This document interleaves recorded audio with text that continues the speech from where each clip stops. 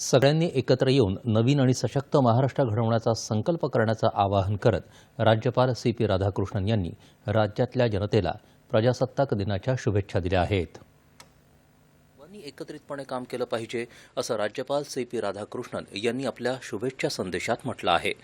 या संदेशात राज्यपालांनी राज्य सरकार करत असलेल्या लोककल्याणकारी कामांना अधोरेखित केलं.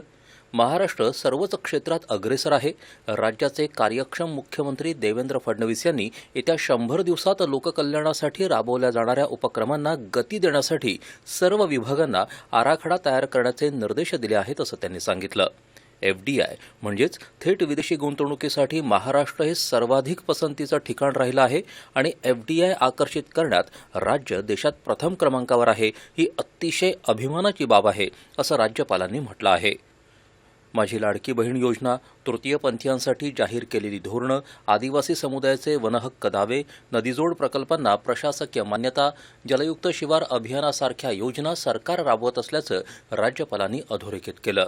सिंधुदुर्ग जिल्ह्यातील राजकोट मालवण इथं छत्रपती शिवाजी महाराजांचा 60 फूट उंचीचा पुतळा बसवण्याचा निर्णय घेण्यात आल्याचं त्यांनी सांगितलं.